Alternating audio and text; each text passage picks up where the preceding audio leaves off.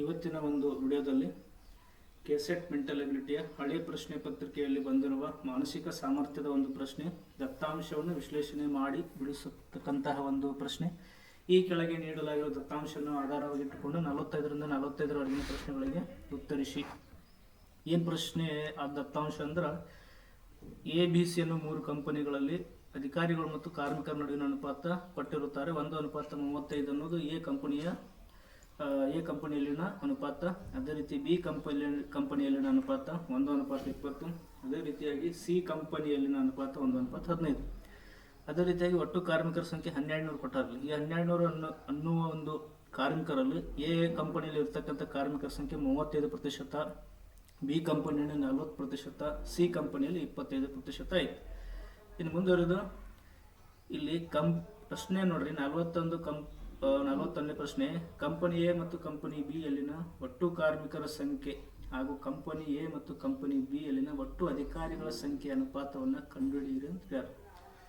ನಾವು ಮೊದಲು ಏನು ಮಾಡೋಣ ಅಂದರೆ, ಇಲ್ಲಿ ಕಂಪನಿ ಎ ಯಲ್ಲಿರ್ತಕ್ಕಂಥ ಕಾರ್ಮಿಕರ ಸಂಖ್ಯೆಯನ್ನು ಕಂಡುಹಿಡಿಯೋಣ. ಅದಕ್ಕೆ ನಾವು ಏನು ಮಾಡ್ಬೋದು ಅಂದರೆ, ಇಲ್ಲಿ ಕಂಪನಿ ಎಯಲ್ಲಿ 35% ಕಾರ್ಮಿಕರು ಅದಾರ ಅಂತಂದ್ರೆ, ಇರುವ 1200 ಜನರಲ್ಲಿ 35% ಅದನ್ನು ಕಂಡುಹಿಡಿಯಬೇಕು ನಾವೀಗ.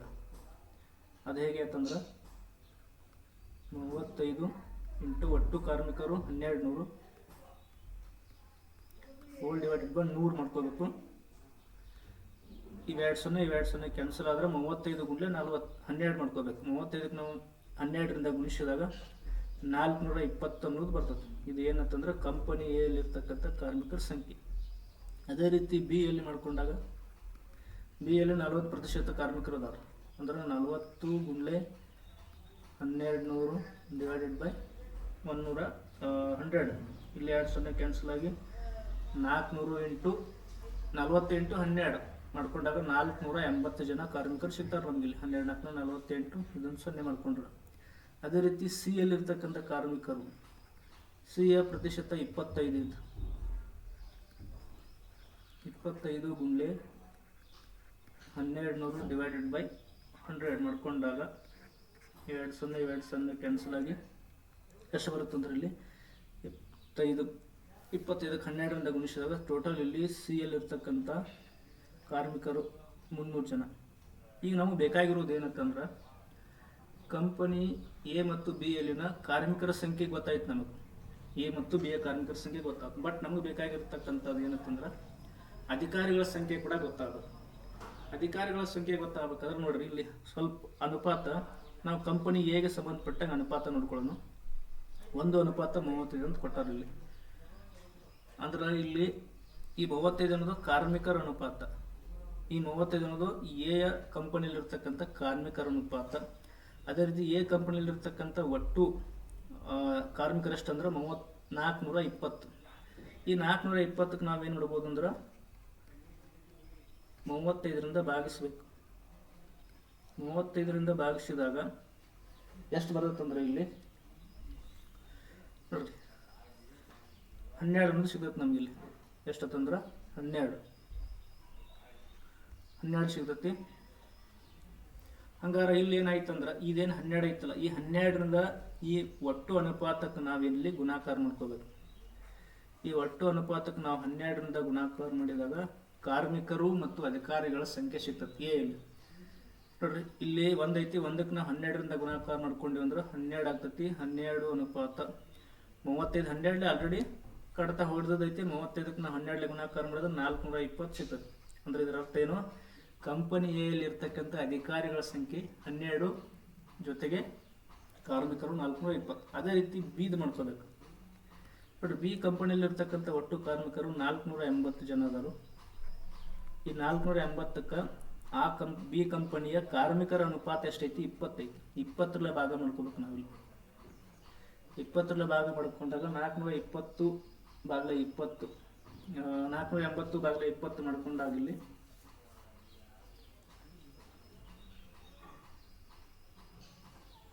ಎಷ್ಟು ಸಿಗ್ತದೆ ಅಂದ್ರೆ, ನಮಗಿಲ್ಲಿ ಇದೊಂದು ಸೊನ್ನೆ ಕ್ಯಾನ್ಸಲ್ ಮಾಡ್ಕೊಂಡಾಗ 24 ಬರ್ತದೆ. ಅಂದ್ರೆ ಇದು ಅನುಪಾತ ಎರಡಕ್ಕೂ ಸಂಬಂಧಪಟ್ಟಂಗೆ. ಈ 24 ಅನುಪಾತದಿಂದ ಈ 24ರಿಂದ ನಾವು ಬಿ ಕಂಪನಿಯ ಅನುಪಾತಕ್ಕೆ ನಾವು ಗುಣಾಕಾರ ಮಾಡ್ಕೋಬೇಕು. 1 × 24 ಅಂದ್ರೆ 24 ಅನುಪಾತ 20 × 24 ಅಂದ್ರೆ ಆಲ್ರೆಡಿ ಮಾಡಿದ್ದೈತೆ, ಅದು 480. ಅದೇ ರೀತಿ ನಾವು ಸಿ ಒಂದು ಮಾಡಿಬಿಡೋಣ. ನೆಕ್ಸ್ಟ್ ಮುಂದಿನ ಕ್ಯಾಲ್ಕುಲೇಷನ್ ಮಾಡಲಿಕ್ಕೆ ನಮ್ಗೆ ಈಸಿ ಆಗ್ತೈತಿ. ಸಿ ಕಂಪನಿಯಲ್ಲಿ ಇರ್ತಕ್ಕಂಥ ಕಾರ್ಮಿಕರು 300. ಈ 300ಕ್ಕೆ ನಾವು ಏನು ಮಾಡ್ಬೋದು ಅಂದರೆ ಇಲ್ಲಿ ಅದರ ಅನುಪಾತ ಎಷ್ಟು ಅಂದರೆ 15 ಕೊಟ್ಟಾಗಲಿ 15ರಿಂದ ಭಾಗ ಮಾಡಿದಾಗ ಎಷ್ಟು ಬರುತ್ತೆ? 15 2 30, ಅದನ್ನು 0 ತಗೊಂಡಾಗ 20. ಈ 20ರಿಂದ ಈ ಅನುಪಾತಕ್ಕೆ ನಾವಿಲ್ಲಿ ಗುಣಾಕಾರ ಮಾಡ್ಕೋಬೇಕು. ಗುಣಾಕಾರ ಮಾಡ್ಕೊಂಡಾಗ 21 20, 15 × 20 ಮಾಡ್ಕೊಂಡಾಗ 300 ಬರ್ತದೆ, 300. ಈಗ ಅವ್ರ ಪ್ರಶ್ನೆಗೆ ಬರೋಣ. ಎ ಮತ್ತು ಬಿ ಕಂಪನಿಯ ಒಟ್ಟು ಕಾರ್ಮಿಕರ ಸಂಖ್ಯೆ. ಕಾರ್ಮಿಕರ ಸಂಖ್ಯೆ ಎ ಕಂಪನಿಯಲ್ಲಿ 480, ಬಿ ಕಂಪನಿಯಲ್ಲಿ ಎ ಕಂಪನಿಯಲ್ಲಿನ ಕಾರ್ಮಿಕರ ಸಂಖ್ಯೆ 420, ಆಮೇಲೆ ಬಿ ಕಂಪನಿಯ ಕಾರ್ಮಿಕರ ಸಂಖ್ಯೆ 480. ಟೋಟಲ್ ಪ್ಲಸ್ ಮಾಡ್ಕೊಂಡಾಗ ಎಷ್ಟು ಆಯ್ತು ಅಂದ್ರೆ ಇಲ್ಲಿ 900 ಬರ್ತದೆ ನಮಗೆ. 900.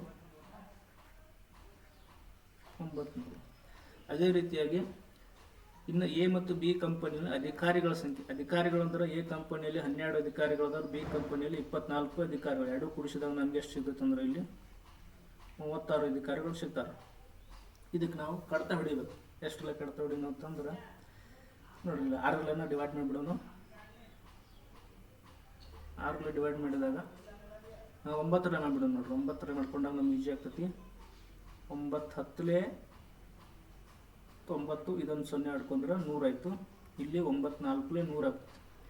ನೆಕ್ಸ್ಟ್ ಮುಂದುವರೆದಿದ್ದನ್ನು ಮತ್ತೆ 4 ಡಿವೈಡ್ ಮಾಡ್ಕೋಬೋದು ನಾವು.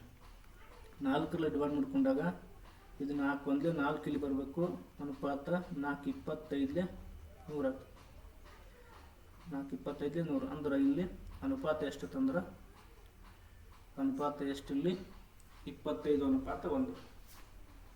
ಎ ಮತ್ತು ಬಿ ಕಂಪನಿಯಲ್ಲಿನ ಒಟ್ಟು ಕಾರ್ಮಿಕರ ಸಂಖ್ಯೆ ಮತ್ತು ಕಂಪನಿ ಎ ಮತ್ತು ಬಿ ಯಲ್ಲಿನ ಒಟ್ಟು ಅಧಿಕಾರಿಗಳ ಸಂಖ್ಯೆ ಅನುಪಾತ 25 ಅನುಪಾತ 1.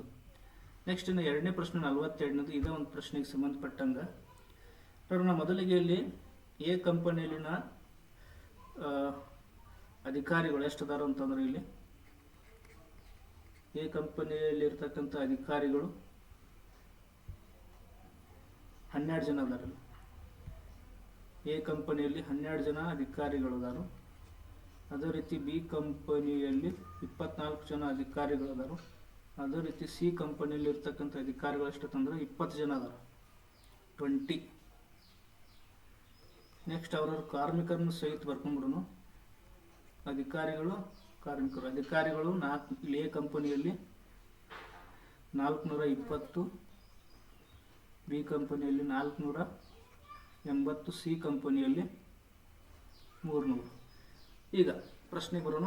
ಕಂಪನಿ ಬಿ ಯಲ್ಲಿರುವ ಒಟ್ಟು ಉದ್ಯೋಗಿಗಳ ಸಂಖ್ಯೆಯು ಕಂಪನಿ ಸಿಯ ಒಟ್ಟು ಉದ್ಯೋಗಿಗಳ ಸಂಖ್ಯೆಗಿಂತ ಎಷ್ಟು ಹೆಚ್ಚಿದೆ? ಉದ್ಯೋಗಿಗಳ ತಂದ್ರೆ ನಾವೇನು ನೋಡ್ಕೋಬೇಕಂದ್ರೆ ಇಲ್ಲಿ ಅಧಿಕಾರಿಗಳು ಮತ್ತು ಕಾರ್ಮಿಕರನ್ನು ಸೇರಿಸಿದಾಗ ನಮಗೆ ಸಿಗುವಂಥದ್ದು ಉದ್ಯೋಗಿಗಳು. ಹಂಗಾರೆ ಕಂಪನಿ ಬಿ ಯಲ್ಲಿರ್ತಕ್ಕಂಥ ಒಟ್ಟು ಉದ್ಯೋಗಿಗಳು ಎಷ್ಟಂದ್ರೆ ಇಲ್ಲಿ 24 ಜನ ಅಧಿಕಾರಿಗಳದಾರು, 480 ಜನ ಕಾರ್ಮಿಕರದಾರು. ಕೂಡಿಸಿದಾಗ ಎಷ್ಟು ಆಗುತ್ತೆ ಅಂದ್ರೆ ಇದು 504 ಆಗುತ್ತೆ. 504. ಇನ್ನು ಅದೇ ರೀತಿ ಬಿದು ಮುಗಿತ್ತು. ಇನ್ನು ಸಿ ಬರೋಣ. ಸಿ ಕಂಪನಿಯಲ್ಲಿ ಇರ್ತಕ್ಕಂಥ ಉದ್ಯೋಗಿಗಳು ನೋಡ್ರಿ ಎಷ್ಟು, ಇವರು 20 ಮತ್ತು 300. ಟೋಟಲ್ ಎಷ್ಟು ಐತಂದ್ರೆ 320. ಎಷ್ಟು ಹೆಚ್ಚಿದೆ ಅಂತಂದ್ರೆ ಬಿಗಿಂತ ಸಿಗಿಂತ ಬಿದಲ್ಲಿ ಎಷ್ಟು ಜಾಸ್ತಿ ಐತೆ ಕೇಳರು. ನಾವೇನು ಮಾಡ್ಬೋದು ಅಂತಂದ್ರೆ ಇದು ಸಿ ಕಂಪನಿಯಲ್ಲಿ ಇರ್ತಕ್ಕಂಥ ಉದ್ಯೋಗಿಗಳ ಸಂಖ್ಯೆ 320. 504ನಲ್ಲಿ ನಾವು 320 ಮೈನಸ್ ಮಾಡ್ಕೋಬೇಕು. 4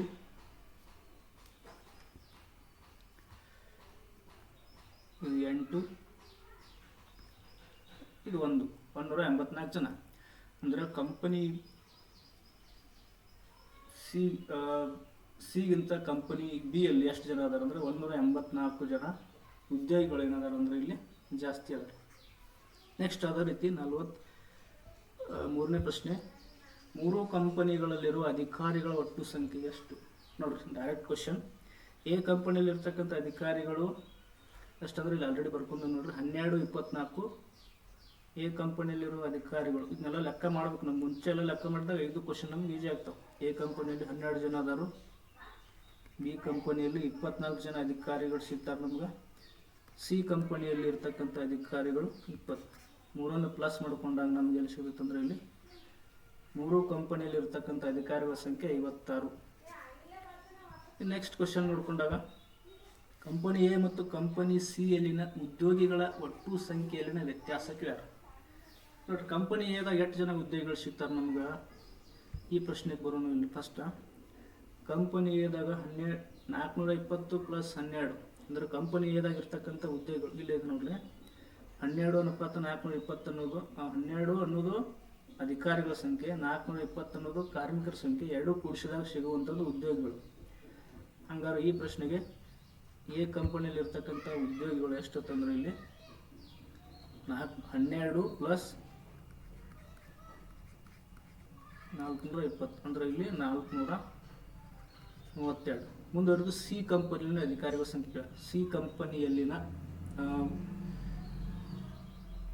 ಉದ್ಯೋಗಿಗಳು ಸಿ ಕಂಪನಿಯೊಳಗೆ ಎಷ್ಟು ಜನ ಅದಾರ ಅಂತ ನೋಡ್ಕೊಳಕ್ಕೆ ಹೋದಿವತ್ತಂದ್ರೆ ಇಲ್ಲಿ ಸಿ ಕಂಪನಿಯೊಳಗೆ 20 ಮತ್ತು 300 ಜನ ಅದ, ಅಂದರೆ 320 ಜನ ಅಧಿಕಾರಿಗಳು, 300 ಜನ ಕಾರ್ಮಿಕರು, ಟೋಟಲ್ ಆಗಿ 320 ಜನ ಉದ್ಯೋಗಿಗಳು ಸಿಗ್ತಾರೆ ನಮಗೆ ಬಿ ಕಂಪನಿಯಲ್ಲಿ.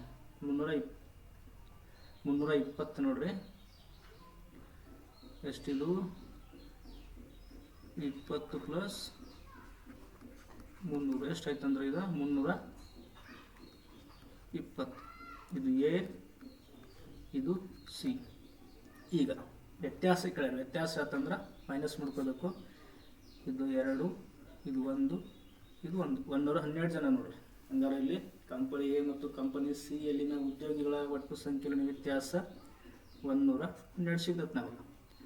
ಇನ್ನು ಕೊನೆಯದಾಗಿ ಲಾಸ್ಟ್ ಕ್ವಶನ್ ನೋಡಕ್ಕೆ ಹೋದಿವತ್ತಂದ್ರೆ ಕಂಪನಿ ಬಿ ಮತ್ತು ಸಿ ಯಲ್ಲಿನ ಅಧಿಕಾರಿಗಳ ಸಂಖ್ಯೆಯಲ್ಲಿನ ವ್ಯತ್ಯಾಸ. ಕಂಪನಿ ಬಿ ಮತ್ತು ಸಿ ಯಲ್ಲಿನ ಅಧಿಕಾರಿಗಳು. ಕಂಪನಿ ಬಿ ಯಲ್ಲಿರ್ತಕ್ಕಂಥ ಅಧಿಕಾರಿಗಳ ಸಂಖ್ಯೆ ನೋಡ್ಕೊಂಡ್ಬಿಡೋಣ ನಾವೀಗ. ಮೊದಲು ಬಿಡಿಸಿರೋಲ್ಲಿ ಕಂಪನಿ ಬಿ ಯಲ್ಲಿರ್ತಕ್ಕಂಥ ಅಧಿಕಾರಿಗಳ ಸಂಖ್ಯೆ 24, ಆಗಲೇ ಸಿ ಯಲ್ಲಿರ್ತಕ್ಕಂಥ ಅಧಿಕಾರಿಗಳ ಸಂಖ್ಯೆ 20.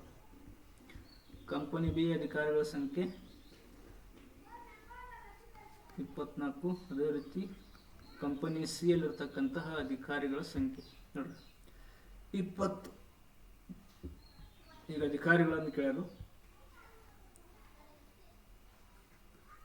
ವ್ಯತ್ಯಾಸ ಅಂದ್ರಾಗ ನಾವು ಇದ್ರಾಗ ಕಳಿಬೇಕು. 24 ಬಿ ಕಂಪನಿಯಲ್ಲಿರ್ತಕ್ಕಂಥ ಅಧಿಕಾರಿಗಳು, 20 ಸಿ ಕಂಪನಿಯಲ್ಲಿರ್ತಕ್ಕಂತಹ ಅಧಿಕಾರಿಗಳು. 24ರಲ್ಲಿ 20 ಮೈನಸ್ ಮಾಡಿದಾಗ ಸಿಗುವಂಥದ್ದು 4. ಅದಕ್ಕೆ ಇಲ್ಲಿ ಮೊದಲು ಹಾಕಿ ನೋಡ್ರಿ, ಸರಿಯಾಗಿದೆ. ಇಲ್ಲಿ ನಾವೇನು ನೋಡ್ಬೋದಂತಂದ್ರೆ ಈಸಿಯಾಗಿ ಕ್ಯಾಲ್ಕುಲೇಷನ್ ಮಾಡ್ಕೋಬೋದು. ಬಟ್ ನಮ್ಗೆ ಕೊಟ್ಟಿರ್ತಕ್ಕಂಥ ದತ್ತಾಂಶವನ್ನು ಮೊದಲ ತಿಳಿದುಕೊಂಡು ಲೆಕ್ಕ ಮಾಡಕ್ಕೆ ಬರಬೇಕು ನೋಡೋರು.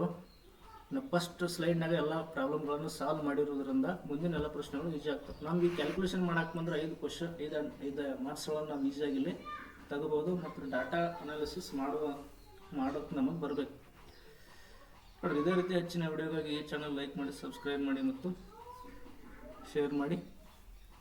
ಧನ್ಯವಾದಗಳು.